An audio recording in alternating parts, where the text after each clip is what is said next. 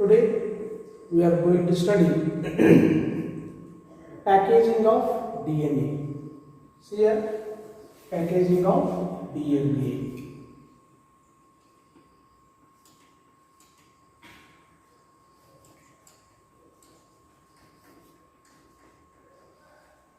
Packaging of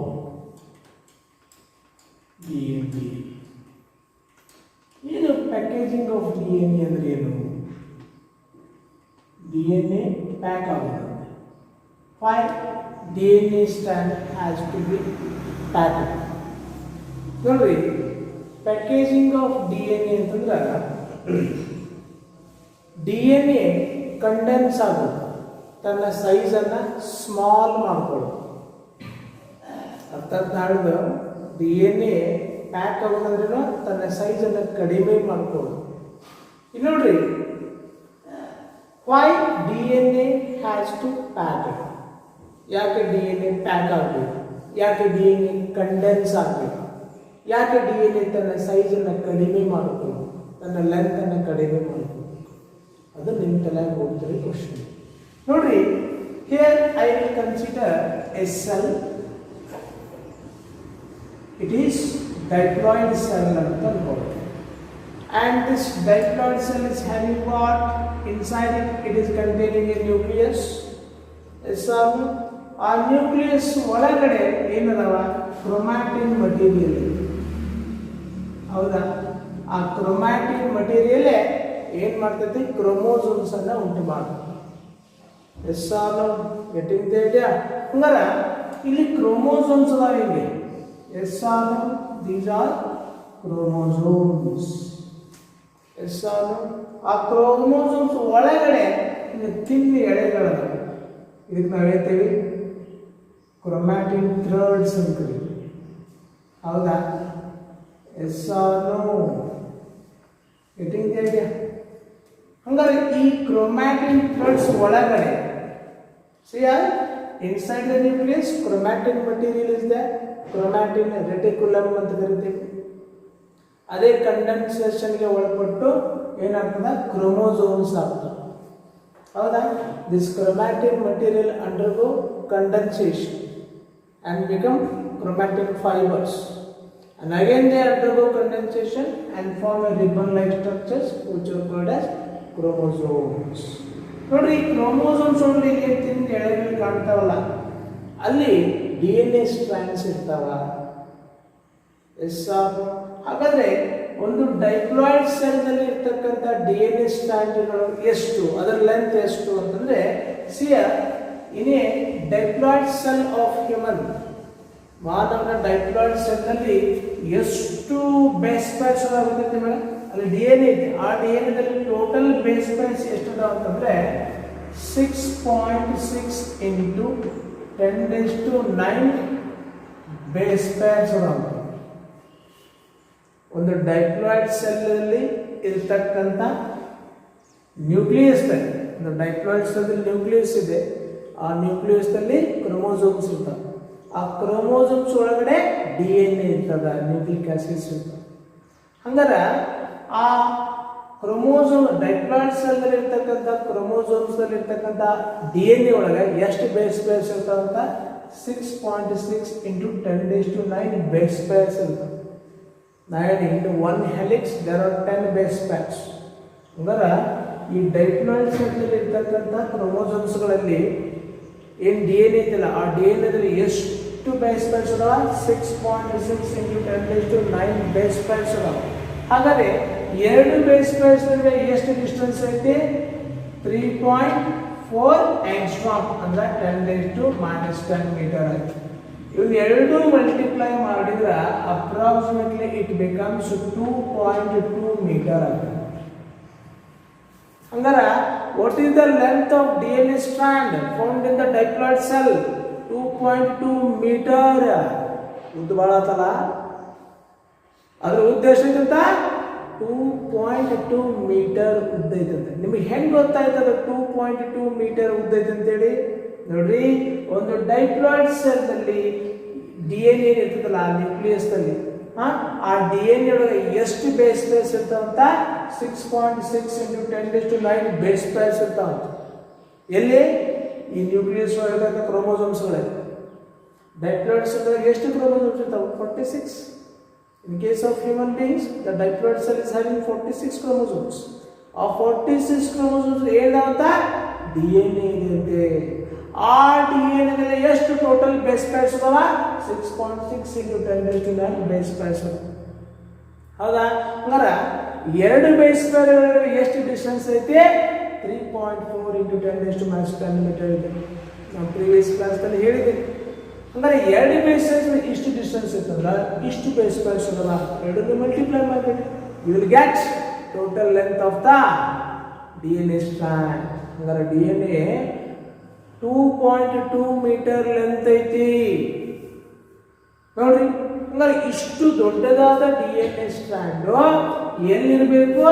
cell ಒಳಗಲ್ಲ, cell nucleus ನಲ್ಲಿ ಇರಬೇಕು. Yes R no? ಹಾಗಾದ್ರೆ ಅದರ ಲೆಂತ್ ಬಹಳ ಐತಂದ್ರ ಅಲ್ಲದು ಕೂಡ್ಲಿಕ್ಕೆ ಸಾಧ್ಯ ಇಲ್ಲ. That's why it has to condense, it has to pack. ಅದಕ್ಕಿದು ಸ್ಮಾಲ್ ಆಗಬೇಕು, ಕಂಡೆನ್ಸ್ ಆಗಬೇಕು. ಯಾಕಂದ್ರೆ ಸೆಲ್ಲೇ ನಮಗೆ ಕಾಣೋದಿಲ್ಲ. ಈಗ ಸೆಲ್ ನ್ಯೂಕ್ಲಿಯಸ್ ಅಂತೆ, ನ್ಯೂಕ್ಲಿಯಸ್ ಕ್ರೋಮೋಸೋಮ್ಸ್, ಆ ಕ್ರೋಮೋಸೋಮ್ಸ್ DNA ಇರ್ತದಂತೆ. ಅಂದ್ರೆ ಈ 2.2 ಮೀಟರ್ ಲೆಂತ್ ಇರ್ತಕ್ಕಂಥ DNA ಕ್ರೋಮೋಸೋಮ್ಸ್ ಒಳಗೆ ಲೊಕೇಟ್ ಆಗಬೇಕು ಅಂದ್ರೆ ಅದು ತನ್ನ ಸೈಜನ್ನು ಕಡಿಮೆ ಮಾಡಬೇಕು, ಪ್ಯಾಕ್ ಆಗಬೇಕು. ಗೊತ್ತಾಯ್ತಾ ಯಾಕೆ DNA ಪ್ಯಾಕ್ ಆಗ್ಬೇಕಂತೇಳಿ? 2.2 metre it's a very long length. ಹೌದಾ? ಲಾರ್ಜರ್ ಲೆಂತ್ ಇದೆ. ಅಷ್ಟು ಲೆಂತ್ ಇರ್ತಕ್ಕಂಥ DNA ಎಲ್ಲಿ ಹೋಗ್ಬೇಕು? ಸೆಲ್ಲದ ನ್ಯೂಕ್ಲಿಯಸ್ ಒಳಗೆ ಹೋಗ್ಬೇಕು. ಹೋಗಿ ಎಲ್ಲಿ ಲೊಕೇಟ್ ಆಗಬೇಕು? ಕ್ರೋಮೋಸೋಮ್ಸ್ ಅಲ್ಲಿ ಲೊಕೇಟ್ ಆಗಬೇಕು. ಹಾಗಾದ್ರೆ that's why it has to pack. ಅದು ಪ್ಯಾಕ್ ಆಗಬೇಕು, ಕಂಡೆನ್ಸ್ ಆಗಬೇಕು, ಅದರ ಸೈಜನ್ನು ಸ್ಮಾಲ್ ಮಾಡ್ಕೊಳ್ಬೇಕು. Then only it can locate in the chromosomes. ಅವಾಗ ಮಾತ್ರ ಕ್ರೋಮೋಸೋಮ್ಸ್ ಅಲ್ಲಿ ದ ನ್ಯೂಕ್ಲಿಯಸ್ ನಲ್ಲಿ ಲೊಕೇಟ್ ಆಗಲಿಕ್ಕೆ ಸಾಧ್ಯ. ಅದಕ್ಕೆ DNA ಪ್ಯಾಕ್ ಆಗಬೇಕು, ಕಂಡೆನ್ಸ್ ಆಗಬೇಕು, ತನ್ನ ಸೈಜನ್ನು ರೆಡ್ಯೂಸ್ ಮಾಡ್ಕೊಳ್ಬೇಕು. ಹೆಂಗೆ ಮಾಡ್ಕೊಳ್ತೈತಿ ಇದು ಸೈಜನ್ನು ರೆಡ್ಯೂಸು? ಹೆಂಗೆ ಮಾಡ್ಕೊಳ್ತಕ್ಕಂಥ ಒಂದಿಷ್ಟು ಸ್ಪೆಷಲೈಸ್ಡ್ ಪ್ರೋಟೀನ್ಸ್ ಅದಾವೆ. ಆ ಪ್ರೋಟೀನ್ಗಳನ್ನ ಹಿಂಗೆ ಸುತ್ತಗೋತದ. ಆ ಪ್ರೋಟೀನ್ ಸುತ್ತಗೋತೈತಿ. ಆ ಪ್ರೋಟೀನ್ಗಳಿಗೆ ಏನು ಕರೀತಾರ? ಹಿಸ್ಟೋನ್ ಪ್ರೋಟೀನ್ಸ್ ಅಂತ ಕರೀತಾರೆ. ಹೌದಾ? ಆ ಹಿಸ್ಟೋನ್ ಪ್ರೋಟೀನ್ಗಳನ್ನ ಸುತ್ತಕೊಂಡು ತನ್ನ ಲೆಂತನ್ನು ಕಡಿಮೆ ಮಾಡ್ಕೊಳ್ತೈತಿ. Getting idea? Yes or? ಹಿಂಗ ಹಿಸ್ಟೋನ್ ಪ್ರೋಟೀನ್ಸ್ ಅನ್ನ ಆ DNA ಯಾವ ರ್ಯಾಪ್ ಆಗತ್ತಲ್ಲ, ರೌಂಡ್ ಹೊಡಿತಿಲ್ಲ, ಆ ಒಂದು ಯೂನಿಟಿಗೆ ನಾವು ನ್ಯೂಕ್ಲಿಯೋಸೋಮ್ ಅಂತ ಕರಿತೀವಿ. ಹೌದಾ? ಹಾಗಾದ್ರೆ ಆ DNA ಸ್ಟ್ರಾಂಡ್ ಕಂಡೆನ್ಸ್ ಆಗ್ಬೇಕಂದ್ರೆ, ಸುತ್ತಗೋಬೇಕು ಅಂತಂದ್ರೆ ತನ್ನ ಸೈಜನ್ನ ಕಡಿಮೆ ಮಾಡ್ಕೋಬೇಕು, ಲೆಂತ್ ಅನ್ನ. ಆ ಸುತ್ತಗೋಬೇಕಾದ ಕಾರಣ ಯಾರು? Specialised proteins. ಆ ಪ್ರೋಟೀನ್ಸ್ ಏನು ಕರೀತಾರ? ಹಿಸ್ಟೋನ್ ಪ್ರೋಟೀನ್ಸ್ ಅಂತ ಕರೀತಾರೆ. The histone proteins are responsible for the condensation of DNA strands. ಯಾವಾಗ DNA ಸ್ಟ್ರಾಂಡ್ ಆ ಹಿಸ್ಟೋನ್ ಪ್ರೋಟೀನ್ ಹಿಂಗೆ ಸುತ್ತುವರಿತಲ್ಲ, ಆ ಯೂನಿಟಿಗೆ ನಾವೇನು ಕರಿತೀವಿ? ನ್ಯೂಕ್ಲಿಯೋಸೋಮ್ಸ್ ಅಂತ ಕರಿತೀವಿ. ಹಾಗಾದ್ರೆ ಇಲ್ಲಿ ಏನು ತಿಳ್ಕೋಬೇಕು ನೀವು? ಒಂದಿಷ್ಟು specialised proteins are responsible for packaging of DNA pack ಆಗಲಿಕ್ಕೆ ಕಾರಣ ಯಾರು? ಒಂದಿಷ್ಟು ವಿಶೇಷವಾದ ಪ್ರೋಟೀನ್ಸ್ಗಳು ಕಾರಣ. ನೋಡಿ, ನಾಳೆ ಒಂದು ಸೆಲ್ ಅನ್ನು ಡ್ರಾ ಮಾಡ್ತೀನಿ. Here I will draw A cell. This is A cell and it is having nucleus inside it. ಇದು ಒಳಗಡೆ ನ್ಯೂಕ್ಲಿಯಸ್ ಇದೆ. ಈ ನ್ಯೂಕ್ಲಿಯಸ್ ಒಳಗಡೆ ಏನೈತಿ? there are thin thread like structures are there. ಹೌದಾ? ಆ thin thread like structures ಗಳನ್ನ ನಾವು ಎಲೆಕ್ಟ್ರಾನ್ ಮೈಕ್ರೋಸ್ಕೋಪ್ ಅಲ್ಲಿ ನೋಡಿದೀವಪ್ಪ ಅಂದ್ರೆ ಏನು ಕಾಣ್ತದ? ಹೆಂಗೆ ಕಾಣ್ತದೆ? ಇಫ್ ಯು ಅಬ್ಸರ್ವ್, ನೋಡ್ರಿ, inside the cell there is a nucleus. ಒಳಗಡೆ ನ್ಯೂಕ್ಲಿಯಸ್ ಇದೆ. ಆ ನ್ಯೂಕ್ಲಿಯಸ್ ಒಳಗಡೆ ಏನೈತಿ? Thin thread like structure is that. It is called what? Chromatin material ಅಂತ ಕರಿತೀವಿ, ಅಥವಾ ಕ್ರೊಮ್ಯಾಟಿನ್ ರೆಟಿಕ್ಯುಲಮ್ ಅಂತ ಕರಿತೀವಿ. ನೀವು ಫಸ್ಟ್ PUC ಓದಿರಿ, ಇದಕ್ಕೆ ಏನು ಕರಿತೀವಿ? ಕ್ರೊಮ್ಯಾಟಿನ್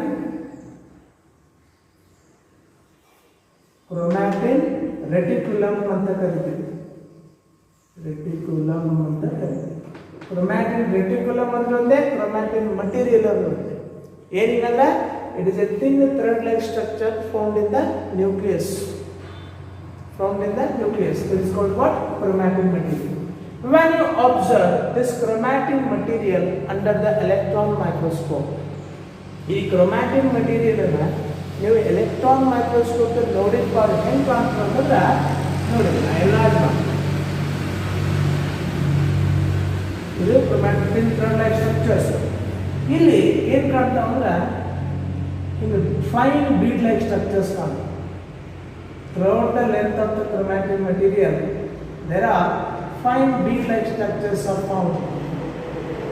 ಹೌದಾ? ಈ bead-like structures ನಾವೇನು ಕರಿತೇವೆ? ನ್ಯೂಕ್ಲಿಯೋಸೋಮ್ಸ್ ಅಂತ ಕರಿತೇವೆ. ಹಿಂಗೆ ಕಾಣ್ತದೆ ಮೈಕ್ರೋಸ್ಕೋಪ್. ಎಂಥ ಮೈಕ್ರೋಸ್ಕೋಪ್ ಒಳಗೆ? ಎಲೆಕ್ಟ್ರಾನ್ ಮೈಕ್ರೋಸ್ಕೋಪ್ ಒಳಗೆ ಅದು ಹೆಂಗೆ ಕಾಣ್ತದೆ? It looks like a string of fine beads. ಹೆಂಗೆ ಒಂದು ದಾರದೊಳಗೆ, ಒಂದು ಥ್ರೆಡ್ ಒಳಗೆ ಮುತ್ತುಗಳನ್ನ ಪೋಣಿಸಿದ್ರೆ ಹೆಂಗೆ ಕಾಣ್ತದೆ? ಮುತ್ತುಗಳನ್ನ ಲೂಸ್ಲಿ ಪೋಣಿಸಿದ್ರೆ ಹೆಂಗೆ ಕಾಣ್ತದಲ್ಲ, ಹಂಗೆ ಆ ಕ್ರೊಮ್ಯಾಟಿನ್ ಫೈಬರ್ ಕಾಣ್ತದೆ. ಕ್ರೊಮ್ಯಾಟಿನ್ ಮಟೀರಿಯಲ್ ಆ ತಿಂಗಳ ಎಳೆಗಳು ಕಾಣ್ತವೆ. ಎಲ್ಲೇ? Electron microscope. ಅಂದರೆ when the chromatin material found in the nucleus is observed in the electron microscope, then it looks like a string of fine beads. And each bead-like structure are known as nucleosomes. ಈ bead-like structure ಗಳಿಗೆ ನಾವೇನು ಕರಿತೇವೆ? ನ್ಯೂಕ್ಲಿಯೋಸೋಮ್ಸ್ ಅಂತ ಕರಿತೀವಿ. ಅರ್ಥ ಆಯ್ತಾ? ಹಾಗಾದ್ರೆ ನಾವು ಈ ಕ್ಲಾಸಲ್ಲಿ ಈ ನ್ಯೂಕ್ಲಿಯೋಸೋಮ್ ಯಾವ ರೀತಿ ಇರ್ತದ ಅನ್ನೋದನ್ನ ಸ್ಟಡಿ ಮಾಡ್ತೀವಿ. ಹೌದಾ? ಎಸ್ ಆರ್ DNA ಸ್ಟ್ರಾಂಡ್ ಹೆಂಗೆ ಕಂಡೆನ್ಸ್ ಆಗ್ತದ ಅನ್ನೋದನ್ನು ಸ್ಟಡಿ ಮಾಡ್ತಾರೆ. ಹೆಂಗೆ ಪ್ಯಾಕ್ ಆಗ್ತದ ಅನ್ನೋದನ್ನು ಸ್ಟಡಿ ಮಾಡ್ತಾರೆ. ಗೊತ್ತಾಯ್ತಾ? ಹಂಗಾರೆ ಈ ನ್ಯೂಕ್ಲಿಯೋಸೋಮ್ಗಳು ಎದರಿಂದ ಮಾಡಲ್ಪಟ್ಟಿರ್ತಾವ ಅಂತಂದ್ರೆ ಹಿಸ್ಟೋನ್ ಪ್ರೋಟೀನ್ಗಳಿಂದ ಮಾಡಲ್ಪಟ್ಟಿರ್ತಾವ. The nucleosomes are made up of 8 histone proteins. 8 histone proteins ಇಂದ ಮಾಡಲ್ಪಟ್ಟಿರ್ತಾವ. ಆ 8 ಹಿಸ್ಟೋನ್ ಪ್ರೋಟೀನ್ಸು ಗ್ಯಾದರ್ ಆದಾಗ ಒಂದು ಸಿಂಗಲ್ ಯೂನಿಟ್ ಫಾರ್ಮ್ ಆಗತ್ತೆ. ಆ ಯೂನಿಟ್ಗೆ ಆಪ್ಟಾಮರ್ ಅಂತ ಕರೀತಾರೆ. ಏನ್ ಕರೀತಾರೆ? ಆಪ್ಟಾಮರ್ ಅಂದ್ರೆ 8 histone proteins are organised to form a octamer. Octo ಅಂದ್ರೆ 8. ಹೌದಾ? 8 ಹಿಸ್ಟೋನ್ ಪ್ರೋಟೀನ್ಗಳು ಕೂಡಿ ಒಂದು ಸ್ಟ್ರಕ್ಚರ್ನ ಫಾರ್ಮ್ ಮಾಡ್ತಾವ. ಆ ಸ್ಟ್ರಕ್ಚರ್ಗೆ ಆಪ್ಟಾಮರ್ ಅಂತ ಕರೀತೀವಿ. ಇಲ್ಲಿ ನೋಡ್ರಿ, ಇದೊಂದು ಹಿಸ್ಟೋನ್ ಪ್ರೋಟೀನ, ಇದೊಂದು ಹಿಸ್ಟೋನ್ ಪ್ರೋಟೀನ, ಇದೊಂದು ಹಿಸ್ಟೋನ್ ಪ್ರೋಟೀನ, ಇದೊಂದು ಹಿಸ್ಟೋನ್ ಪ್ರೋಟೀನ, ಇದ್ರ ಹಿಂದೆ ಒಂದ, ಇದರ ಹಿಂದೆ ಒಂದ, ಇದರ ಹಿಂದೆ ಒಂದ, ಇದರ ಹಿಂದೆ ಒಂದ. ಅದೆಲ್ಲ ಯಾವ್ಯಾವ ನೇಮ್ ಕೊಡ್ತಾರೆ ಹಿಸ್ಟೋನ್ ಪ್ರೋಟೀನ್ಗಳಿಗೆ. ಯಾವ? H2A ಅಂತ ಹೇಳಿ. ಯಾವ್ಯಾವ ಅಂತಂದ್ರೆ H2A, H2B, H3 ಮತ್ತು H4 ಅಂತಕ್ಕಂಥ 4 ಹಿಸ್ಟೋನ್ ಪ್ರೋಟೀನ್ಸ್ ಅದಾವೆ. There are 4 types of histone proteins are there: H2A, H2B, H3 ಮತ್ತು H4. 2 molecules of each H2A, H2B, H3 and H4 combined together. H2A ಎರಡು, H2B ಎರಡು, H3 ಎರಡು, H4 ಎರಡು. 2 molecules of each H2A, H2B, H3 and H4. They combine together. These histone proteins combine together and form a structure. This structure is called what? This structure is called what? Aptamer ಅಂತ ಕರೀತೀವಿ. Aptamer ಅಂತ ಕರೀತೀವಿ. ಹೌದಾ? ಈ ಅಪ್ಟಾಮರ್ ನ ಒಂದು DNA strand ಬಂದು rap ಆಗ್ತದೆ. ಹೌದಾ? ಎಸ್ ಆರ್ ಇಲ್ಲಿ ನೋಡ್ರಿ, ಇದೊಂದು DNA ಸ್ಟ್ರಾಂಡ್ ಬಂದು ಹಿಂಗ ಇದನ್ನ ರ್ಯಾಪ್ ಆಗ್ತದ. Yes R no? Getting the idea? ಇದನ್ನ ಕವರ್ ಮಾಡ್ತೀವಿ. ಇದಕ್ಕೆ DNA ಸ್ಟ್ರಾಂಡ್ ಅಂತ ಕರೀತೀವಿ. The DNA strand wrapped around this aptamer and this whole unit is called what? ಇದಕ್ಕೆ ನಾವೇನು ಕರಿತೀವಿ? ನ್ಯೂಕ್ಲಿಯೋಸೋಮ್ ಅಂತ ಕರಿತೀವಿ. Yes R no? ಹಾಗಾದ್ರೆ ನ್ಯೂಕ್ಲಿಯೋಸೋಮ್ ಅಂದ್ರೆ ಬರೇ ಅಪ್ಟಾಮರ್ ಅಲ್ಲ, ಅದನ್ನು ಏನಾಗಿರಬೇಕು, ಆಕ್ಟ್ಯಾಮರ್ ಅನ್ನೋ DNA ಸ್ಟ್ರಾಂಡ್ ಸುತ್ತುವರಿದಿರಬೇಕು. Then it is called what, nucleosome ಅಂತ ಕರೀತಾರೆ. ಬರೀ ಆಕ್ಟ್ಯಾಮರ್ ಇದ್ರೆ ಅದಕ್ಕೆ ನಾವು ನ್ಯೂಕ್ಲಿಯೋಸೋಮ್ ಅಂತ ಕರೆಯೋದಿಲ್ಲ. ನ್ಯೂಕ್ಲಿಯೋಸೋಮ್ ಅಂದ್ರೆ ಏನು, ಆಕ್ಟ್ಯಾಮರ್ ಅನ್ನ ಏನ್ ಮಾಡಬೇಕು ಅಂದ್ರೆ DNA ಸ್ಟ್ರಾಂಡ್ ಸುತ್ತುವರಿದಿರಬೇಕು.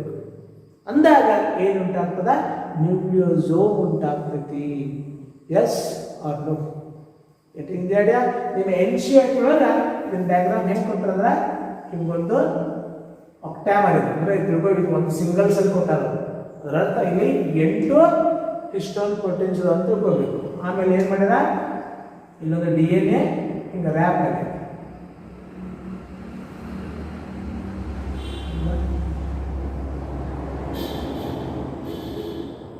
DNA wrap. ಹೌದಾ? This is octamer, this is a DNA strand. ಹಿಂಗೆ wrap ಆಗಿದೆ, ಸರೌಂಡ್ ಆಗಿದೆ. This is the nucleosome. ಹೌದಾ? ಹಾಗಾದ್ರೆ ಈಗ ಅದನ್ನ ಡಿಟೇಲ್ ಆಗಿ ಸ್ಟಡಿ ಮಾಡಿ. ಹಂಗಾರೆ ಇಲ್ಲೊಂದು ಪಾಯಿಂಟ್ ನಿಮಗೆ ಗೊತ್ತಾಯ್ತು. ಏನು ಗೊತ್ತಾಯ್ತು? when you observe the chromatin material under the electron microscope, then what you look, you may observe a string of fine beads. ಏನು ಅಬ್ಸರ್ವ್ ಮಾಡ್ತೀರಿ ನೀವು? ಒಂದು ಮುತ್ತುಗಳನ್ನ ಹೆಣೆದ, ಒಂದು ದಾರದಲ್ಲಿ ಮುತ್ತುಗಳನ್ನ ಹೆಣೆದಿತ್ತಲ್ಲ, ಆ ಟೈಪ್ ಈ ಕ್ರೊಮ್ಯಾಟಿನ್ ಕಾಣ್ತದೆ. The chromatin material looks like a string of fine beads, and each fine bead like structure is known as nucleosome ಅಂತ. ಅಂದರೆ ನ್ಯೂಕ್ಲಿಯೋಸೋಮ್ ಎದರಿಂದ ಮಾಡಲ್ಪಟ್ಟಿದೆ? That is structure of nucleosome. ನೋಡಿ ನಾನು ಬರೀತೀನಿ. See 8 histone proteins.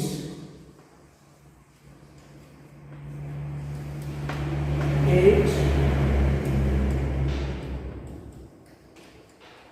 histone proteins. 8 histone proteins ಅಂದ್ರೆ ಯಾವ್ಯಾವ? 2 molecules of each. 2 molecules of each. ಯಾವ್ಯಾವ? 2 molecules of each. ನಾನು ಬರೀತೀನಿ.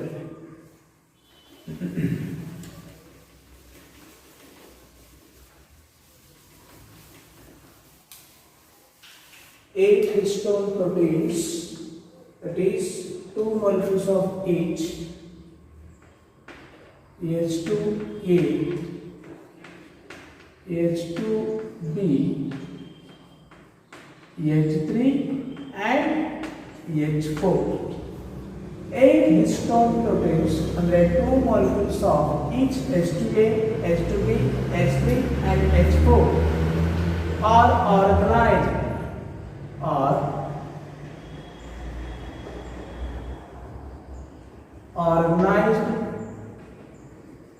into a structure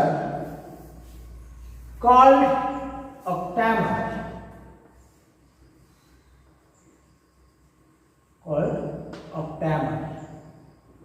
ನೋಡಿ ಏನಾಗಿದೆ? 8 histone proteins ಅಂದ್ರೆ 2 molecules of each H2A, H2B, H3 and H4 are organized into a structure called as octamer. And draw ಮಾಡಿ. See here, ಇಲ್ಲಿ this is a histone protein. This is also histone protein. This is also histone protein. This is also histone protein. ಇದು H2A, ಇದು H2B ಅನ್ಕೊಳ್ರಿ, ಇದು H3, ಇದು H4. ಇಂಥವು ಇನ್ನು ನಾವು ಇನ್ನೊಂದು H2A, ಮತ್ತೊಂದು H2B, ಮತ್ತೊಂದು H4, ಇನ್ನೊಂದು H3. This is called what? This is the octamer. This is called octamer ಅಂತ ಕರಿತೀವಿ. Getting the idea? ಗೊತ್ತಾಗ್ತಾ ಇದೆ? ಹಂಗಾರೆ ಹಿಸ್ಟೋನ್ ಪ್ರೋಟೀನ್ ಅಂದ್ರೆ ಏನ್ರಿ? ಇದಂತ ಪ್ರೋಟೀನ್ ಅದು ನಮ್ಮ ಕ್ವಶನ್. ಇಲ್ಲಿ ಏನು ಹೇಳಿದ್ರೆ first point, 8 histone proteins are organized into octamer. ಹೌದಾ? ಯಾಕೆ ಆಕ್ಟಾ ಅಂತಂದ್ರೆ 8 ಪ್ರೋಟೀನ್ಸ್ ಕೊಡ್ಬೋದು, ಅದಕ್ಕೆ ಆಕ್ಟಾಮರ್ ಅಂತ. ಇದರಲ್ಲಿ ಎಷ್ಟು ಟೈಪ್ ಆಫ್ ಹಿಸ್ಟೋನ್ ಪ್ರೋಟೀನ್ಸ್ ಅದಾವ? 4.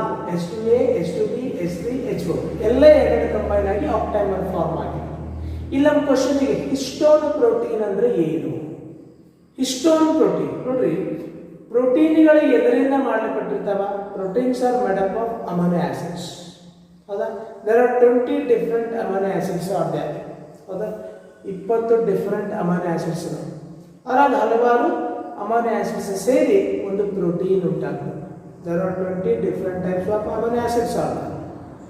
ಕೆಲವೊಂದು amino acids COOH side chain ಒಳಗ ಈ ಅಮೈನೋ ಆಸಿಡ್ ಸೈಡ್ ಚೈನ್ ದಲ್ಲಿ COOH ಗ್ರೂಪ್ ಇರಬಹುದು ಅಥವಾ ಅಮೋನಿಯಾ ಗ್ರೂಪ್ ಇರಬಹುದು. ಯಾವ ಅಮೈನೋ ಆಸಿಡ್ಗಳು COOH ಅಂದ್ರೆ ಆಸಿಡಿಕ್ ಅದಾವೋ? ಹೌದಿಲ್ಲ? ಕಾರ್ಬಾಕ್ಸಿಲಿಕ್ ಗ್ರೂಪ್ ಓದಿಲ್ಲದ ಅಂದ್ರೆ ಯಾವ ಅಮೈನೋ ಆಸಿಡ್ಗಳ ಸೈಡ್ ಚೈನ್ ನಲ್ಲಿ ಈ ಗ್ರೂಪ್ ಇದೆಯೋ, ಕಾರ್ಬಾಕ್ಸಿಲಿಕ್ ಗ್ರೂಪ್ ಇದೆಯೋ, ಅವು ಆಸಿಡಿಕ್ ಅಂತ ಏನ್ ಕರಿತೀವಿ? ಆಸಿಡಿಕ್ ಅಮೈನೋ ಆಸಿಡ್ಸ್ ಅಂತ ಕರಿತೀವಿ. ಯಾವ ಅಮೈನೋ ಆಸಿಡ್ಗಳ ಸೈಡ್ ಚೈನ್ ನಲ್ಲಿ ಅಮೋನಿಯಾ ಗ್ರೂಪ್ ಇದೆಯೋ ಅವೇನವ ಬೇಸಿಕ್ ಅಂತ ಕರಿತೀವಿ. ಹೌದಿಲ್ಲ? Yes R no? ಹಾಗಾದ್ರೆ ಕಾರ್ಬಾಕ್ಸಿಲಿಕ್ ಗ್ರೂಪ್ ಇದ್ರ ಅವೇನ್ ಮಾಡ್ತಾವ? ನೆಗೆಟಿವ್ ಚಾರ್ಜ್ ಇರ್ತಾವ. ಹೌದಿಲ್ಲ? ಅಮೈನೋ ಗ್ರೂಪ್ ಇದ್ರ ಅವು ಪಾಸಿಟಿವ್ ಚಾರ್ಜ್. ಅಂದ್ರೆ ಯಾವ ಅಮೈನೋ ಆಸಿಡ್ಗಳು ಬೇಸಿಕ್ ಆಗಿರ್ತಾವೋ ಅವು ಪಾಸಿಟಿವ್ ಚಾರ್ಜ್ ಆಗಿರ್ತಾವೆ. ಕೆಮಿಸ್ಟ್ರಿ ಹೇಳಿರ್ತಾರೆ, ಅದಕ್ಕೆ you can understand. Organic chemistry ಹೇಳಿದ್ದಾರೆ. ಯಾವ ಅಮೈನೋ ಆಸಿಡ್ಗಳಲ್ಲಿ ಕಾರ್ಬಾಕ್ಸಿಲಿಕ್ ಆಸಿಡ್ ಸೈಡ್ ಚೈನ್ ಇರ್ತದಲ್ಲ ಅದು ನೆಗೆಟಿವ್ ಆಗಿ ಚಾರ್ಜ್ ಆಗ್ತದ. ಅಂದ್ರೆ ಆಸಿಡಿಕ್ ಅಮೈನೋ ಆಸಿಡ್ಗಳು ನೆಗೆಟಿವ್ಲಿ ಚಾರ್ಜ್, ಬೇಸಿಕ್ ಅಮೈನೋ ಆಸಿಡ್ಗಳು ಪಾಸಿಟಿವ್ಲಿ ಚಾರ್ಜ್ ಇರ್ತವೆ. ಎಸ್ ಅದು ಇದನ್ನ ಒಪ್ಪಿಕೊಳ್ತೀರಾ? S or? ಹಾಗಾದ್ರೆ ಯಾವ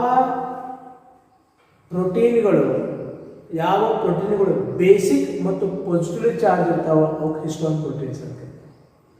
ಹಿಸ್ಟೋನ್ ಪ್ರೋಟೀನ್ಸ್ ಅಂದ್ರೆ ಅವು ಬೇಸಿಕ್ ಅಂದ್ರೆ ಸೈಡ್ ಚೈನ್ ನಲ್ಲಿ ಅಮೋನಿಯಾ ಗ್ರೂಪ್ ಅನ್ನು ಹೊಂದಿರ್ತಾವ. ಆಮೇಲೆ ಅವ ಪಾಸಿಟಿವ್ಲಿ ಚಾರ್ಜ್ ಇರ್ತಾವ. ಅಂದ್ರೆ basic positively charge proteins are known as histone proteins. ಹೌದಾ? Yes R no? ಇದಕ್ಕೆ ಎಕ್ಸಾಂಪಲ್ ಹೇಳ್ರಿ. Positively charge amino acid example lysine ಮತ್ತು ಅರ್ಜಿನೈನ್ ಅಂತ. ಏನು?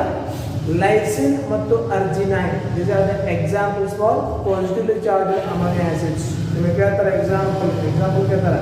Give example for positively charge basic amino acids ಅಂತ. ಏನ್ ಬರಬೇಕು? ಲೈಸಿನ್ ಅಂಡ್ ಅರ್ಜಿನೈನ್ ಅಂತ ಹೇಳ್ಬೇಕು. Lysine and arginine. These are the two amino acids which are basic as well as positively charged. ಹಾಗಾದ್ರೆ ಇಲ್ಲಿ ಹಿಸ್ಟೋನ್ ಪ್ರೋಟೀನ್ ಅಂತಂದ್ರೆ ಏನು ಅದನ್ನು ಬರೀಬೇಕು ನೀವು. Basic and positively charged, basic and positively charged proteins are known as histone proteins.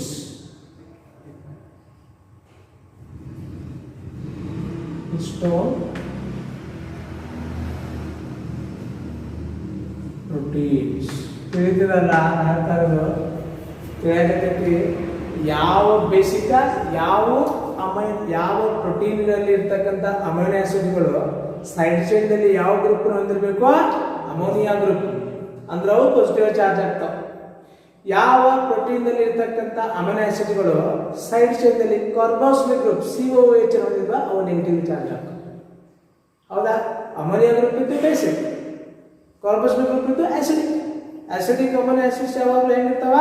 Acidic proteins negative charge ಇರ್ತಾವೆ, basic proteins positive charge ಇರ್ತಾವೆ. ಅದಕ್ಕೆ ನಾವು basic and positive charge proteins are known as histone proteins. Majority of histone proteins are made up of two types of positively charged amino acids.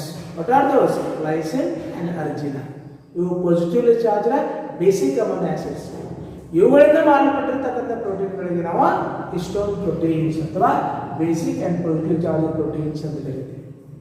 S R no histone protein example lysine ಮತ್ತು arginine amino acid example ಕೊಡಬಹುದಲ್ಲ. Okay, now basic and positive charge proteins are known as histone proteins. ಹೌದಾ? Next ಈ octamer form ಆಗಿದೆ. ಹೌದಾ? That octamer is wrapped by the DNA strand to form nucleosome. ಹೌದಲ್ಲ? ಅಂದರೆ third point is the octamer. The octamer is wrapped, surrounded. The octamer is wrapped by a DNA strand. DNA strand to form a structure. To form a structure in the nucleosome.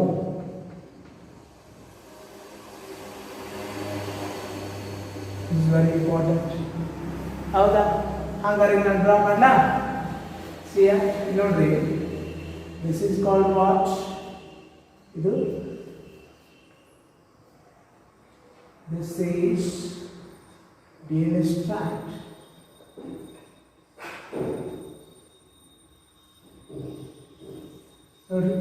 DNA involving in a wrapper. Howda? And this is called what? The octamer na DNA strand involving ತಗೊಂಡದ. ಇದಕ್ಕೆ ನಾವೇನು ಕರಿತೀವಿ? Nucleosome ಅಂತ ಕರಿತೀವಿ. ಹೌದಾ? ಇನ್ನು next ಈ DNA stand ಇನ್ನೊಂದು ಆಕ್ಟಾಮರ್ ನ ಸುತ್ತಕೊಳ್ತದೆ. ನಾನು ಜನರಲ್ ಅಂತ ಹೇಳ್ತೇನೆ. This is one more octamer. ಹೌದಾ? which is made up of 8 histone proteins. ಮತ್ತೆ ಈ ಏನಿದೆ ಈ DNA ಸ್ಟ್ಯಾಂಡ್ ಮತ್ತೆ ಇದನ್ನು ವ್ರ್ಯಾಪ್ ಮಾಡ್ಬೋದು. ಇದು ಮತ್ತೆ ಸುತ್ತಬಹುದು.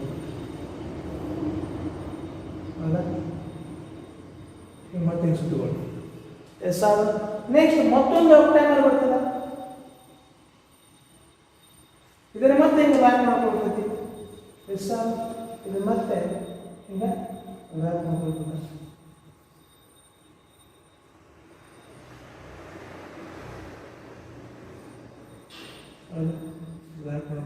ಮತ್ತೆ ಇನ್ನೊಂದು ಆಕ್ಟಾಮರ್ ಬರ್ತದೆ. S R no. ಹಿಂಗದು ಸುತ್ತಬಹುದು ಹೋಗ್ತದೆ. getting the idea? And the DNA strand, ಇದಕ್ಕೆ ಅಂತ ನಾವು DNA strand ಅಂತ ಕರಿತೀವಿ. ಇದಕ್ಕೆ ಅಂತ DNA. ಹೌದಾ? The DNA strand which is present between two nucleosomes. ಎರಡು ನ್ಯೂಕ್ಲಿಯೋಸೋಮ್ಗಳ ನಡುವೆ ಇರ್ತಕ್ಕಂಥ ಈ DNA ಅಂತ ಕರಿತೀವಿ ಲಿಂಕರ್ DNA ಅಂತ ಕರಿತೀವಿ. Yes R no? The DNA strand linker DNA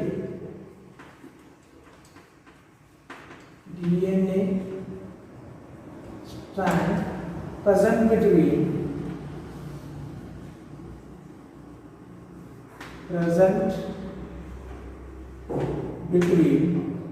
two nucleosomes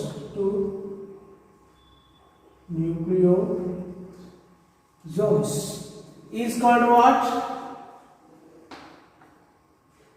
Is called linker DNA. ಅರ್ಥ ಆಗತ್ತಕ್ಕೆ? ಹಂಗಾರೆ ಇದೇನಿದು? This is linker DNA. This is linker DNA. ಹೌದಾ? ನೆಕ್ಸ್ಟ್ ಒಂದು ಇನ್ನೊಂದು ಸ್ಪೆಷಲೈಸ್ಡ್ ಪ್ರೋಟೀನ್ ಇದೆ. ಅದಕ್ಕೆ H1 ಹಿಸ್ಟೋನ್ ಪ್ರೋಟೀನ್ಸ್ ಅಂತ ಕರಿತೇವೆ. ಅದೇನ್ ಮಾಡ್ತೈತಿ? ಎರಡು ನ್ಯೂಕ್ಲಿಯೋಸೋಮ್ಗಳ ನಡುವೆ ಒಂದು ಕನೆಕ್ಷನ್ ಅನ್ನ ಡೆವಲಪ್ ಮಾಡ್ತೈತಿ. ಹೌದಾ? ಒಂದು ಕನೆಕ್ಷನ್. ದಿಸ್ ಇಸ್ ಇದಕ್ಕೆ ಹಿಸ್ಟೋನ್ ಪ್ರೋಟೀನ್ ಅಂತ ಕರಿತೀವಿ. ಇದಕ್ಕೆ ಏನು ಕರಿತೀವಿ? Histone protein. ಎಂತ ಹಿಸ್ಟೋನ್ ಪ್ರೋಟೀನ್?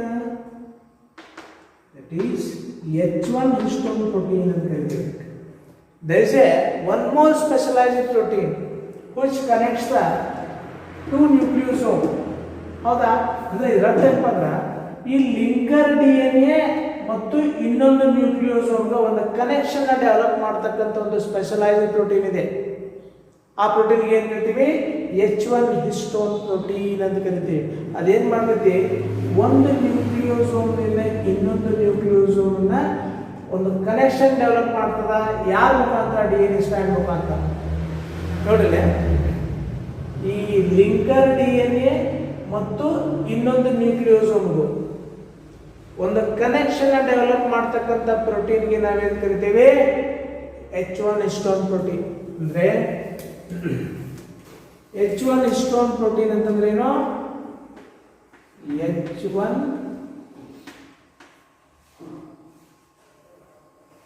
ಹಿಸ್ಟೋನ್ ಪ್ರೋಟೀನ್ ಹಂಗಂದ್ರೆ ಏನು? It is A protein which connects. It is a protein. It is a protein which connects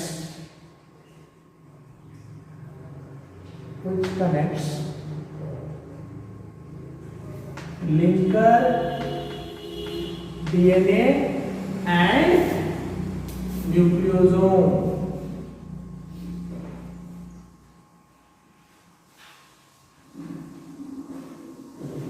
ನ್ಯೂಕ್ಲಿಯೋಸೋಮ ಮತ್ತು ಲಿಂಕರ್ DNA ಕನೆಕ್ಟ್ ಮಾಡ್ತಕ್ಕಂಥ ಸ್ಪೆಷಲೈಸ್ಡ್ ಪ್ರೋಟೀನ್ಗೆ ನಾವು H1 ಹಿಸ್ಟೋನ್ ಪ್ರೋಟೀನ್ ಅಂತ ಕರಿತೇವೆ.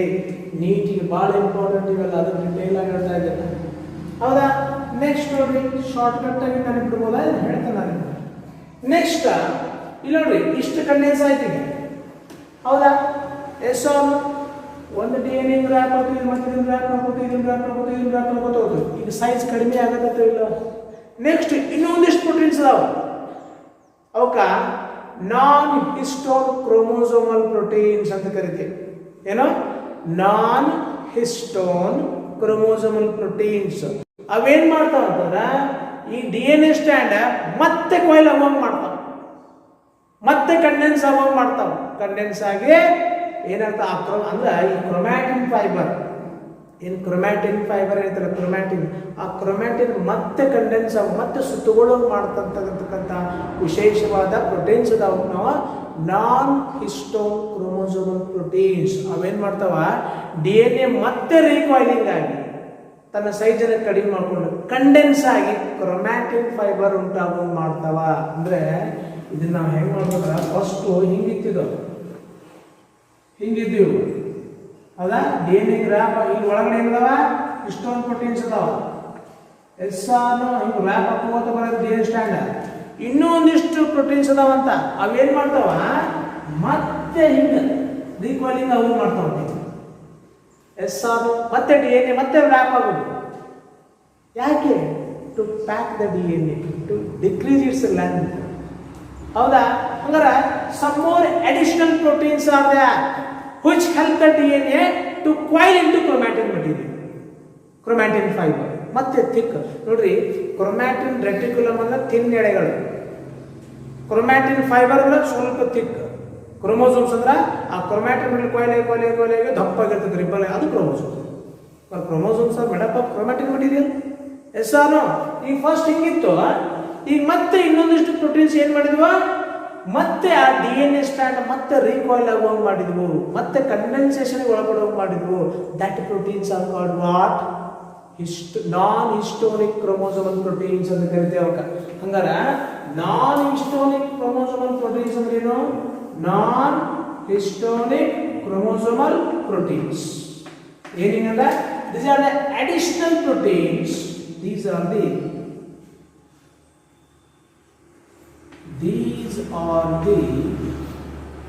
additional proteins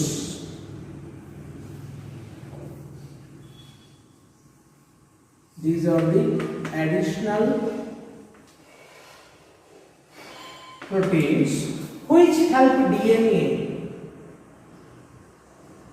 which help DNA. यदि क्या पढ़ता which help DNA, which help DNA to coil into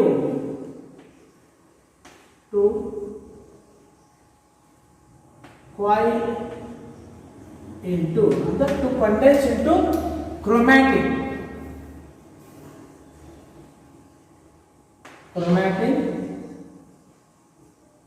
fiber, to coil into chromatin ಅಂದ್ರೆ ಮತ್ತೆ ಮೋರ್ ಕಂಡೆನ್ಸ್ ಆಗಲಿಕ್ಕೆ ಈ ಪ್ರೋಟೀನ್ಸ್ ಹೆಲ್ಪ್ ಮಾಡ್ತವೆ.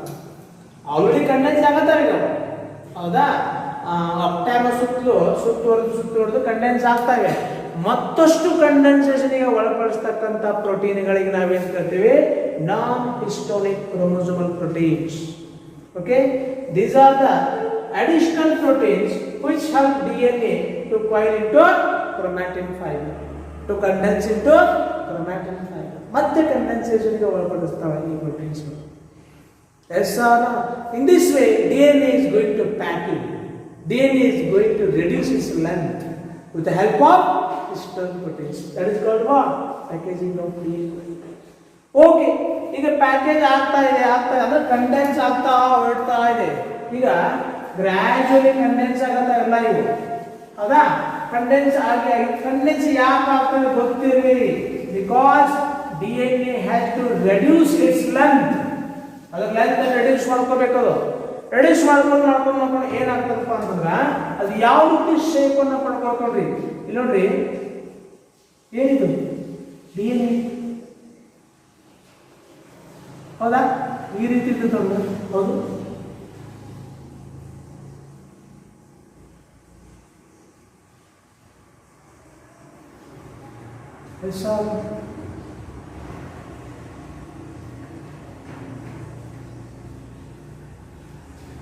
ನೋಡ್ರಿ, it is they are not. These are called what? Chromosomes. ನೋಡ್ರಿ, 2.2 ಮೀಟರ್ ಇದ್ದು ಕಂಡೆನ್ಸ್ ಆಗತ್ತೆ ಇಲ್ಲ. ಈ ರೀತಿ ಕ್ರೋಮೋಸೋಮ್ಸ್ ಎಲ್ಲಿ ಕಂಡು ಬರ್ತಾವೆ? ಯಾವ ಫೇಸ್ ಆಫ್ ಸೆಲ್ ಇದ್ರಲ್ಲಿ? ಮೆಟಾಫೇಸ್ ಅಲ್ಲಿ ಈ ರೀತಿ ಕಂಪ್ಲೀಟ್ಲಿ ಕಂಡೆನ್ಸ್ಡ್ ಕ್ರೋಮೋಸೋಮ್ಸ್ ಕಂಡು ಬರ್ತಾವೆ. ಕಂಪ್ಲೀಟ್ಲಿ ಕಂಡೆನ್ಸ್ಡ್ DNA ಸ್ಟ್ರಾಂಡ್ ಕಂಡು ಬರ್ತಾವೆ. ऐसा ना, can you observe such type of chromosomes in metaphase only? Metaphase ಅಲ್ಲಿ ಕಂಪ್ಲೀಟ್ಲಿ ಏನಾಗಿರ್ತಾವ? ಪ್ಯಾಕ್ ಆಗಿರ್ತಾವ. ಯಾವ DNA ಸ್ಟ್ರಾಂಡ್ ಪ್ಯಾಕ್ ಆಗಿ ಆ ಕ್ರೋಮೋಸೋಮ್ಸ್ ಒಳಗಡೆ ಹಿಂಗ್ ಸ್ಟ್ರಕ್ಚರ್ಸ್ ಕಂಡು ಬರ್ತಾವ. ಹೌದಲ್ಲ? ಫಸ್ಟ್ ತಿಂಗ್ ಎಳೆಗಳಿದ್ವಿಲ್ಲ, ಇವ ಹೆಂಗ್ ಕಂಡೆನ್ಸ್ ಆಗಿ ಇಲ್ಲೆಲ್ಲ ಏನಿರ್ತಾವ? ಹಿಸ್ಟೋನ್ ಪ್ರೋಟೀನ್ಸ್ ಇರ್ತಾವ, ಅಂದ್ರೆ ಆಪ್ಟಾಮರ್ಸ್ ಇರ್ತಾವ. ಇಲ್ಲೆಲ್ಲ ಇರ್ತಾವ, ಆಪ್ಟಾಮರ್ಸ್ ಇರ್ತಾವ. ಮತ್ತೆ ನೀವು ಇದನ್ನ ಎನ್ಲಾರ್ಜ್ ಮಾಡಿ ನೋಡಿದ್ರೆ ಅಂತ ತಿಳ್ಕೊರಿ. ಇಲ್ಲಿ ಕೆಲವೊಂದು ಪೋರ್ಷನ್ ಏನಾಗ್ತದೆ ಅಂತಂದ್ರ ಸಿಆರ್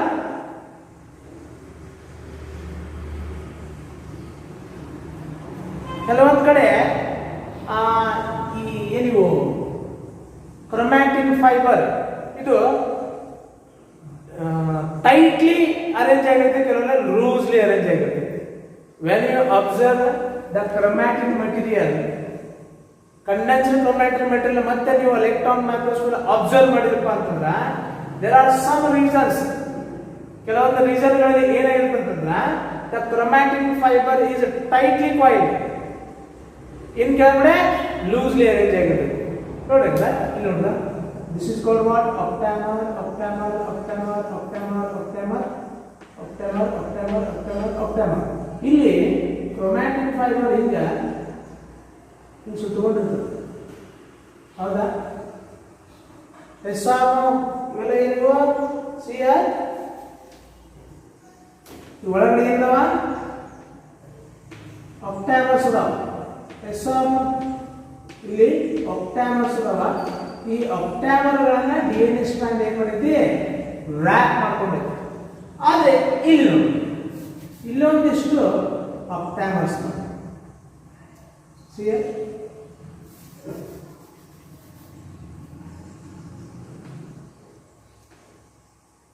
ನೋಡ್ರಿ. ಈ ಆಪ್ಟಾಮರ್ಗಳನ್ನ DNA ಹೆಂಗ್ ರ್ಯಾಪ್ ಮಾಡೈತಿ ನೋಡ್ರಿ. ಸಿಆರ್ ದಿಸ್ ಈಸ್ ನೋಡಿ ಸಿಂಪ್ಲಿ ರ್ಯಾಪ್ ಮಾಡ್ಕೊಂಡ್ವಿ.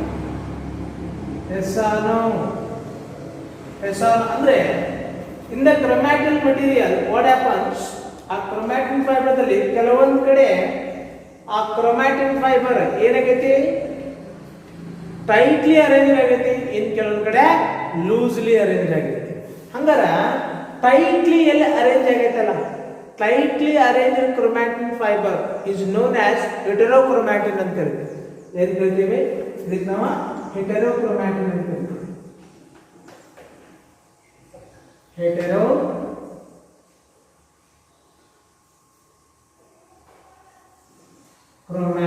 ಅಂತ ಹೇಳ್ತೀವಿ. ಲೂಸ್ಲಿ ಅರೇಂಜ್ ಕ್ರೊಮ್ಯಾಟಿನ್ ಫೈಬರ್ ನಾವು ಹೇಳ್ತೀವಿ ಯುಕ್ರೊಮ್ಯಾಟಿನ್ ಅಂತ ಹೇಳ್ತೀವಿ. ಯುಕ್ರೊಮ್ಯಾಟಿನ್ ಅಂತ ಏನು ವ್ಯತ್ಯಾಸ ಅಂದ್ರೆ when you observe the chromatin fiber under the electron microscope, what you will find? You will find two reasons. ಎರಡು ರೀಸನ್ಸ್ ಅನ್ನು ನಾವು ನೋಡ್ತೇವೆ. ಒಂದು ಯುಕ್ರೊಮ್ಯಾಟಿನ್ ರೀಸನ್ ನೋಡ್ತೇವೆ. ಯುಕ್ರೊಮ್ಯಾಟಿನ್ ಅಂದ್ರೆ ಏನು? Loosely arranged chromatin fibre. ಹೌದಾ? Loosely arranged chromatin fibre. Loosely arrange chromatin fibre loosely arrange ಆಗಿರ್ತದೆ. ಲೂಸ್ಲಿ ಅರೇಂಜ್ ಆಗಿದ್ರಿಂದ ಇದು light stain, it's having light stain, takes light stain, takes light stain. ಬಹಳ ಸ್ಟೇನ್ ಆಗೋದಿಲ್ಲ ಇದು. ಹೌದಾ? ಲೈಟ್ ಸ್ಟೇನ್ ಇರ್ತದ. ಮತ್ತೆ ಲೈಟ್ ಸ್ಟೇನ್ ಅಂತಂದ್ರೆ ಕೆಮಿಕಲ್ಸ್ ಹಾಕಿ ನೋಡಿದಾಗ ಅಷ್ಟು ಡಾರ್ಕ್ ಆಗಿ ಸ್ಟೇನ್ ಆಗೋದಿಲ್ಲ, ಲೈಟ್ ಆಗಿ ಸ್ಟೇನ್ ಆಗುತ್ತೆ. ಹೌದಾ? ಲೈಟ್ ಸ್ಟೇನ್ ಆಗ್ತದೆ. ಅಂಡ್ ಇದು ಎದಕ್ಕೆ ಹೆಲ್ಪ್ ಮಾಡ್ತದೆ ಅಂತಂದ್ರೆ ನೋಡ್ರಿ, DNA ಬಹಳ ಸೂಕ್ಷ್ಮ ಫೆನೋಮಿನಾ ಜೆನೆಟಿಕ್ ಕ್ಯಾರೆಕ್ಟರ್ಸ್ ಟ್ರಾನ್ಸ್ಫರ್ ಆಗೋದಂತಂದ್ರೆ ಹೆಂಗೆ ಗೊತ್ತಾ? ನೀವೇ ಮಾಡ್ತೀವಿ ಜೀನ್ಸು ಅಂದ್ರೆ jeans R made up of DNA and RNA. DNA is responsible to carry the characters from one generation to generation. ಹೆಂಗೆ ಟ್ರಾನ್ಸ್ಫರ್ ಮಾಡ್ತದದು? ಅದೇನು ಮಾಡ್ತದಂದ್ರೆ DNA ಶಾರ್ಟ್ ಆಗಿ ಹೇಳ್ತಾರೆ, ನಿಮ್ಗೆ ಅರ್ಥ ಮಾಡ್ಕೊಳ್ಳೋಷ್ಟೇ. DNA ಇದು DNA ಸ್ಟ್ಯಾಂಡ್ ಅನ್ಕೊಂಡು ಇದೇನು ಇದು DNA ಸ್ಟ್ಯಾಂಡ್ ಅನ್ಕೊಂಡು ಈ DNA ಸ್ಟ್ಯಾಂಡ್ ಡಿಸೈಡ್ ಮಾಡ್ತೈತಿ ಏನಂತ, ಯಾವ ಕ್ಯಾರೆಕ್ಟರ್ನ ಮುಂದಿನ ಜನರೇಷನ್ಗೆ ನಾನು ಟ್ರಾನ್ಸ್ಫರ್ ಮಾಡಬೇಕು ಅಂತ ಡಿಸೈಡ್ ಮಾಡ್ತೈತಿ. ಹೇಳಿ ಇದು ಹೇಳ್ತಾನೆ ಮುಂದೆ ಬರ್ತೈತಿ.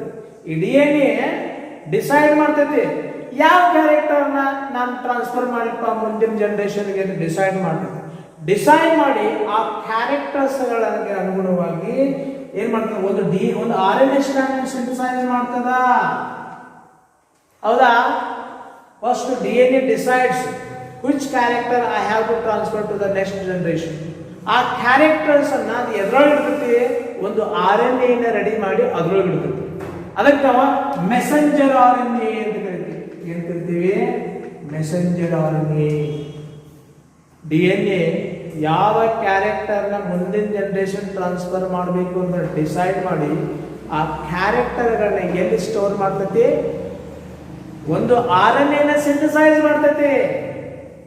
RNA ಸಿಂಥಸೈಸ್ ಮಾಡಿ ಆ RNA ಒಳಗ ಆ ಮೆಸೇಜ್ ಇಡ್ತದ. ಯಾವ ಮೆಸೇಜ್ ಅದು? ಯಾವ ಕ್ಯಾರೆಕ್ಟರ್ ಟ್ರಾನ್ಸ್ಫರ್ ಆಗಬೇಕಲ್ಲ ಆ ಕ್ಯಾರೆಕ್ಟರ್ಸ್ ಮೆಸೇಜ್ ಇರ್ತೈತಿ. ಹಂಗಾರೆ ಈ DNA RNA ಉತ್ಪತ್ತಿ ಮಾಡ್ತಕ್ಕಂಥ ಪ್ರಕ್ರಿಯೆಗೆ ಟ್ರಾನ್ಸ್ಕ್ರಿಪ್ಷನ್ ಅಂತ ಕರೀತೀವಿ. ಐಡಿಯಾ? ಟ್ರಾನ್ಸ್ಕ್ರಿಪ್ಷನ್ ಅಂದ್ರೇನು? The process of synthesis of messenger RNA by DNA is known as transcription ಅಂತ ಕರಿತೀವಿ. ಆ ಟ್ರಾನ್ಸ್ಕ್ರಿಪ್ಷನ್ ಎಲ್ಲಿ ನಡೀತದೆ? ಇಲ್ಲಿ ನಡೀತದೆ. ಯುಕ್ರೊಮ್ಯಾಟಿನ್ ಇಲ್ಲಿ ನಡೀತದೆ. ಅಂದ್ರೆ ಎಲ್ಲಿ ಲೂಸ್ಲಿ ಅರೇಂಜ್ ಆಗಿರೋ DNA ಸ್ಟ್ಯಾಂಡ್ಗಳು ಕ್ರೊಮ್ಯಾಟಿನ್ ಮೆಟೀರಿಯಲ್ ಅಲ್ಲಿ ಟ್ರಾನ್ಸ್ಕ್ರಿಪ್ಷನ್ ಆಗ್ತದ. ಅರ್ಥ ಆಗತೈತಿ? Yes R no? ಈ ಟ್ರಾನ್ಸ್ಕ್ರಿಪ್ಷನ್ ಶುರು ಮಾಡಬೇಕು ಅಂತಂದ್ರೆ, ಪ್ರಾರಂಭಿಸಬೇಕು ಅಂದ್ರೆ ಕೆಲವೊಂದಿಷ್ಟು ಪ್ರಚೋದನೆ ಬೇಕಾಗ್ತದ. ಕೆಲವೊಂದಿಷ್ಟು ಕೆಮಿಕಲ್ಸ್ ಇದನ್ನ ಇನಿಷಿಯೇಟ್ ಮಾಡ್ತಾವ. ಅವಕ್ಕೆ ಅಂತ ನಾವು ಟ್ರಾನ್ಸ್ಕ್ರೈಬಿಂಗ್ ಫ್ಯಾಕ್ಟರ್ಸ್ ಅಂತ ಕರಿತೀವಿ. ಏನ್ ಕರಿತೀವಿ? ಟ್ರಾನ್ಸ್ಕ್ರೈಬಿಂಗ್ ಫ್ಯಾಕ್ಟರ್ಸ್ ಅಂತ ಕರಿತೀವಿ. ಆ ಟ್ರಾನ್ಸ್ಕ್ರೈಬಿಂಗ್ ಫ್ಯಾಕ್ಟರ್ಸ್ ಬಂದು ಇಲ್ಲಿ ಅಟ್ಯಾಚ್ ಆಗ್ತಾವ. ಇದ್ರ ಮೇಲೆ ಟ್ರಾನ್ಸ್ಕ್ರೈಬಿಂಗ್ ಫ್ಯಾಕ್ಟರ್ ಅಂತ ಕರಿತೀವಿ. ಇಲ್ಲಿ ಒಂದು ಅಟ್ಯಾಚ್ ಆಗಿ they initiate the synthesis of mRNA. ಹೌದಾ? ಆ ಟ್ರಾನ್ಸ್ಕ್ರೈಬಿಂಗ್ ಫ್ಯಾಕ್ಟರ್ಸ್ ಈ ಯೂಕ್ರೋಮ್ಯಾಟಿನ್ ನ ಪ್ರಮೋಟ್ ಮಾಡ್ತಾವೆ. ಎದಕ್ಕೆ? ಈ DNA ನ ಪ್ರಮೋಟ್ ಮಾಡ್ತಾವೆ. ಎದಕ್ಕೆ? To form the mRNA. ಹೌದಾ? Yes R no? ಅಂದ್ರೆ ಯೂಕ್ರೋಮ್ಯಾಟಿನಲ್ಲಿ ಟ್ರಾನ್ಸ್ಕ್ರೈಬಿಂಗ್ ಫ್ಯಾಕ್ಟರ್ಸ್ ಬಂದು ಅಟ್ಯಾಚ್ ಆಗಿ ಆ ಯೂಕ್ರೋಮ್ಯಾಟಿನಲ್ಲಿ ಇರ್ತಕ್ಕಂಥ DNA ಗೆ ಪ್ರಚೋದನೆ ನೀಡ್ತಾವ. ಏನಂತ? To synthesize mRNA. ಅಂದ್ರೆ ಟ್ರಾನ್ಸ್ಕ್ರೈಬ್ ಮಾಡಲಿಕ್ಕೆ, ಟ್ರಾನ್ಸ್ಕ್ರಿಪ್ಷನ್ ಪ್ರೊಸೆಸ್ ಮಾಡಲಿಕ್ಕೆ ಪ್ರಮೋಟ್ ಮಾಡ್ತಾರೆ ಈ TF ಟ್ರಾನ್ಸ್ಕ್ರೈಬಿಂಗ್ ಫ್ಯಾಕ್ಟರ್. ಅರ್ಥ ಆಗತ್ತೆ? ಹಂಗಾರ ಈ DNA ಸ್ಟ್ಯಾಂಡ್ mRNA ಸಿಂಥಸೈಸ್ ಮಾಡೋದಕ್ಕೆ ನಾವೇನ್ ಕರಿತೀವಿ? ಟ್ರಾನ್ಸ್ಕ್ರಿಪ್ಷನ್ ಅಂತ ಕರಿತೀವಿ. ಅಲ್ಲ, ಟ್ರಾನ್ಸ್ಕ್ರಿಪ್ಷನ್ ಎಲ್ಲಿ ನಡೀತದ? ಯೂಕ್ರೋಮ್ಯಾಟಿನ್ ರೀಜನ್ ದಲ್ಲಿ ನಡೀತದ. ಹಂಗಾರ it is involved in transcription. Involved in transcription. But transcription ಅಂದ್ರೆ ಗೊತ್ತಾಗಿರ್ಬೇಕಲ್ಲ, the process of synthesis of mRNA by DNA with the help of transcribing factors is known as transcription. ಹಂಗಾರೆ ಯೂಕ್ರೋಮ್ಯಾಟಿನ್ ಟ್ರಾನ್ಸ್ಕ್ರಿಪ್ಷನ್ ಅಲ್ಲಿ ಪಾಲ್ಗೊಳ್ತದ, ಅದಕ್ಕೆ involved in transcription. ಆದ್ರೆ ಹೆಟೆರೋಕ್ರೋಮ್ಯಾಟಿನ್ ನಲ್ಲಿ ಈ transcription factor attach ಆಗಲಿಕ್ಕೆ ಜಾಗನೇ ಇಲ್ಲ. ಯಾಕಂದ್ರೆ ದೇ ಆರ್ ಟೈಟ್ಲಿ ಕಾಯಿಲ್ಡ್. ಅರ್ಥ ಆಯ್ತಾ? They are tightly arranged. DNA is tightly arranged. ಆ ನ್ಯೂಕ್ಲಿಯೋಸೋಮ್ಸ್ ಅಂತೂ ಟೈಟ್ಲಿ ಅರೇಂಜ್ ಆಗಿಬಿಡ್ತಾವ. ಇಲ್ಲಿ ಈ TF ಅಟ್ಯಾಚ್ ಆಗಲಿಕ್ಕೆ ಸ್ಪೇಸ್ ಇಲ್ಲ. ಹೀಗಾಗಿ ಇಲ್ಲಿ ಟ್ರಾನ್ಸ್ಕ್ರಿಪ್ಷನ್ ಆಗುವುದಿಲ್ಲ. ಎಸ್ ಆರ್ ನೋ ಅಂದ್ರೆ ಬರುವುದಿಲ್ಲ. ಯೂಕ್ರೋಮ್ಯಾಟಿನ್ ಅಂದ್ರೆ ಟ್ರಿವ್ ಕ್ರೋಮ್ಯಾಟಿನ್. ಟ್ರಿವ್ ಅಂತ ಯಾಕಂತಾರ? ಇದು ಫಂಕ್ಷನ್ ಮಾಡ್ತೈತಿ. It performs a particular function. ಎಂತ function? It is involved in transcription. It is involved in synthesis of mRNA. That's why it is active ಅಂತ ಹೇಳ್ತೀವಿ. ಅದಕ್ಕೆ ಟ್ರಿವ್ ಕ್ರೋಮ್ಯಾಟಿನ್ ಅಥವಾ ಯೂಕ್ರೋಮ್ಯಾಟಿನ್, ಯು ಮೀನ್ಸ್ ಟ್ರಿವ್, ಇದು ಕೆಲಸ ಮಾಡ್ತದೆ. ಇನ್ನು ಹೆಟೆರೋಕ್ರೋಮ್ಯಾಟಿನ್ ಅಂತಂದ್ರೆ ಹೆಟೆರೋಕ್ರೋಮ್ಯಾಟಿನ್.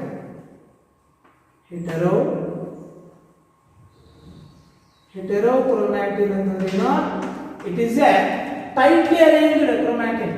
Tightly arranged. It is tightly arranged. Takes dark stain. And not involved in transcription. Not involved in transcription. Yes, sir. ಯಾಕೆ ನಾಟ್ ಇನ್ವಾಲ್ವ್? ಯಾಕಂದ್ರೆ TF ಅಟ್ಯಾಚ್ ಆಗೋದಿಲ್ಲ. Yes R no? ಮತ್ತೆ ಇನ್ನೊಂದು ತಿಳ್ಕೊರಿ, ಈ ನಾನ್ ಹಿಸ್ಟೋನಿಕ್ ಕ್ರೋಮೋಸೋಮ್ ಪ್ರೋಟೀನ್ಸ್ ಏನ್ ಮಾಡ್ತಾವ? ಆ DNA ಸ್ಟ್ಯಾಂಡ್ ಮತ್ತೆ ಕಾಯಿಲ್ ಆಗೋಂಗ್ ಮಾಡ್ತಾವ, ಮತ್ತೊಂದಿಷ್ಟು ಕಂಡೆನ್ಸೇಷನ್ ಆಗೋಂಗ್ ಮಾಡ್ತಾವ. ಅಂದ್ರೆ ಇದೊಂದು ಫಂಕ್ಷನ್, ಇನ್ನೂ ಒಂದಿಷ್ಟು ಫಂಕ್ಷನ್ ಐತದ. ಕೆಲವೊಂದಿಷ್ಟು ಎಂಜೈಮ್ಸ್ ಆಗಿ ಆಕ್ಟ್ ಮಾಡ್ತಾವ. ಇವು ಯಾವ ಎಂಜೈಮ್ಸ್ ಆಗಿ ಆಕ್ಟ್ ಮಾಡ್ತಾವ ಅನ್ನೋದು ನಾವು ಮುಂದೆ ಹೇಳಿ ಗೊತ್ತಿರಲಿ ಅಷ್ಟೇ. This is about packaging of DNA. ಅರ್ಥ ಆಗುತ್ತೆ ಅಂತ ಹೇಳಿದ್ರು ನೋಡ್ರಿ. when you observe the chromatin material found in the nucleus under the electron microscope, it looks like a string of fine beads. Each bead-like structure is called what? Each bead-like structure. ನೀವು nucleus ನಲ್ಲಿ ಇರ್ತಕ್ಕಂಥ chromatin material ಅನ್ನು ನೋಡಿದ್ರೆ ಹೆಂಗ್ ಕಾಣ್ತದ? It looks like a string of fine beads. ದಾರದಲ್ಲಿ ಮುತ್ತುಗಳನ್ನ ಹೋಲಿಸಿದಾಗ ಹೆಂಗ್ ಕಾಣ್ತದಲ್ಲ ಹಂಗ್ ಕಾಣ್ತದೆ. Each bead like structure is called what? Nucleosome. ಆ ನ್ಯೂಕ್ಲಿಯೋಸೋಮ್ ಎದರಿಂದ ಮಾಡಲ್ಪಟ್ಟೈತಿ? It is made up of 4 types of histone proteins: H2A, H2B, H3, H4. ಇಂಥವು ಎರಡೆರಡು ಮಾಲಿಕ್ಯೂಲ್ಸ್ ಸೇರಿ 8 ಹಿಸ್ಟೋನ್ ಪ್ರೋಟೀನ್ ಸೇರಿ ಒಂದು ಸ್ಟ್ರಕ್ಚರ್ ಫಾರ್ಮ್ ಆಗ್ತೈತಿ. ಅದಕ್ಕೆ ನಾವು ಆಕ್ಟಾಮರ್ ಅಂತ ಹೇಳ್ತೀವಿ. ಆಕ್ಟಾಮರ್ ಅಂತಂದ್ರೆ ಆಕ್ಟಾಮರ್ DNA ವ್ರ್ಯಾಪ್ ಆದ ಅದಕ್ಕೆ ನ್ಯೂಕ್ಲಿಯೋಸೋಮ್ ಅಂತ ಹೇಳ್ತೀವಿ. ಈ ರೀತಿ ಹಿಸ್ಟೋನ್ ಪ್ರೋಟೀನ್ಸ್ಗಳು ಆ DNA ಸ್ಟ್ರಾಂಡ್ ಲೆಂತ್ ಅನ್ನ ಕಡಿಮೆ ಮಾಡ್ತಾವ. ಇನ್ನೊಂದು ತಿಳ್ಕೋಬೇಕು ನಿಮಗೆ, histone proteins R positively charge ಅಂತ ಹೇಳಿದೆ. ಹಂಗಾರ ಇನ್ನೂ ಒಂದು ಪಾಯಿಂಟ್ ಬಹಳ ಇಂಪಾರ್ಟೆಂಟ್ ಇಲ್ಲಿ, DNA ಇಸ್ ನೆಗೆಟಿವ್ಲಿ ಚಾರ್ಜ್. ಯಾಕಂದ್ರೆ it is made up of nitrogen, carbon. ಹೌದಿಲ್ಲ? ಇದರ ಮೇಲೆ ಚಾರ್ಜ್ ಎಷ್ಟಿದೆ? ಇದು negatively charged. DNA is negatively charged and histone proteins are positively charged. ಅಂದ್ರೆ histone proteins are made up of positively charged amino acids like lysine and arginine, whereas DNA is negatively charged. ಹಂಗಾರೆ this causes tight binding of DNA over octamer. ಹೌದಿಲ್ಲ? ಅದು negative charge ಆಗಿದೆ, ಇದು positive charge ಆಗಿದೆ. our DNA tightly wrapped ಆಗಿದೆ. when the DNA is tightly wrapped around the octamer, its length goes on decreasing. That is the packaging of DNA. But yes, important. ಇಲ್ಲಿ ನೀಟಿಗೆ ಏನು ಕೇಳ್ತಾರ? ನಾ ಹೇಳಿದೆ DNA ಹಿಂಗೊಂದು ಸುತ್ತು ಹೊಡಿತದ ಅಂದ್ರೆ 3/4 ಸುತ್ತು ಹೊಡಿತದೆ ನೋಡ್ರಿ DNA. 3/4 ಈ octamer 3/4 ಅಂದ್ರೆ 0.75% ವ್ಯಾಪ್ ಆಗಿರುತ್ತೆ. ಇದನ್ನ octamer. ಹೌದಾ? ಹಂಗಾರೆ ಅದು 3/4% ವ್ಯಾಪ್ ಆತಂದ್ರೆ ಎಷ್ಟು ನ್ಯೂಕ್ಲಿಯೋಟೈಡ್ಸ್ ಆ 3/4 ಒಳಗೆ ಇರ್ತಾವ ಅಂತಂದ್ರೆ 200 ಬೇಸ್ ಪೇರ್ಸ್ ಇರ್ತಾವ. ಎಷ್ಟು ಬೇಸ್ ಪೇರ್ಸ್ ಇರ್ತಾವ? 200 ಬೇಸ್ ಪೇರ್ಸ್. ಅಂದ್ರೆ ಇದೊಂದು octamer ಅನ್ಕೊಳ್ಳೋಣ. ಈ octamerನ ಒಂದು DNA ಸ್ಟ್ರಾಂಡ್ ಹಿಂಗೆ ವ್ಯಾಪ್ ಆತಂತ ತಿಳ್ಕೊಳ್ಳಿ. ಈ ವ್ಯಾಪ್ ಆದಾಗ 3/4% ವ್ಯಾಪ್ ಆಗಿರ್ತದೆ ಅಂದ್ರೆ 0.75%. ಹೌದಾ? ಅಲ್ಲಿ ಈ ವ್ಯಾಪ್ ಆಗಿರ್ತಕ್ಕಂಥ DNA ಸ್ಟ್ರಾಂಡ್ ಅಲ್ಲಿ ಎಷ್ಟು ಬೇಸ್ ಪೇರ್ಸ್ ಇರ್ತಾವ? 200 ಬೇಸ್ ಪೇರ್ಸ್ ಇರ್ತಾವ. ಇದು ನೀಟಿ. ಬಟ್ ನೀವು MBBS ಹೋದ್ರಪ್ಪ ಅಂತಂದ್ರೆ ಇದು 200 ಇಲ್ಲ 146 ಬೇಸ್ ಪೇರ್ಸ್ ಇರ್ತಾವ. Exact value. ಅದು ನಿಮ್ಮ NCERT ಒಳಗ 200 ಬೇಸ್ ಪೇರ್ಸ್ ಕೊಟ್ಟಾರ, 200 ಬೇಸ್ ಪೇರ್ಸ್ ಅಂತ. ಅಂದರೆ ಹ್ಯೂಮನ್ ಡೈಪ್ಲಾಯ್ಡ್ ಸೆಲ್ನಲ್ಲಿ ಎಷ್ಟು ಬೇಸ್ ಪೇರ್ಸ್ ಇದಾವ? 6.6 into 10⁹9 ಬೇಸ್ ಪೇರ್ಸ್. ಅರ್ಥ ಆಯ್ತಾ? ಹಂಗಾರ ಆ octamerನ ವ್ಯಾಪ್ ಆಗಿರ್ತಕ್ಕಂಥ DNA ಸ್ಟ್ರಾಂಡ್ ನಲ್ಲಿ ಎಷ್ಟು ಬೇಸ್ ಪೇರ್ಸ್ ಅದಾವ? 200 ಬೇಸ್ ಪೇರ್ಸ್. ಎಸ್ ಅವನು this is about packaging of DNA. ಗೊತ್ತಾಯ್ತಾ? ಯಾಕೆ DNA ಪ್ಯಾಕ್ ಆಗಬೇಕು ಅಂತ ಗೊತ್ತಾಯ್ತು? Because to decrease its length. ಅದು ನ್ಯೂಕ್ಲಿಯಸ್ ನಲ್ಲಿ ಕ್ರೋಮೋಸೋಮ್ಸ್ ಅಲ್ಲಿ ಫಿಕ್ಸ್ ಆಗಬೇಕು ಅಂದ್ರೆ ಅದರ ಲೆಂತ್ ಕಡಿಮೆ ಆಗಬೇಕು. ಅದರ ಲೆಂತ್ ಯಾರು ಕಡಿಮೆ ಮಾಡ್ತಾರ? ಹಿಸ್ಟೋನ್ ಪ್ರೋಟೀನ್ಗಳು ಕಡಿಮೆ ಮಾಡ್ತಾರೆ. ಹೆಂಗೆ? DNA ಅದನ್ನ ವ್ಯಾಪ್ ಆಗೋಂಗ್ ಮಾಡ್ತಾವ. ಯಾಕೆ DNA ವ್ಯಾಪ್ ಆಗ್ತದ? ಯಾಕಂದ್ರೆ DNA negative charge, histone proteins are positive charge. That's all. Any doubts?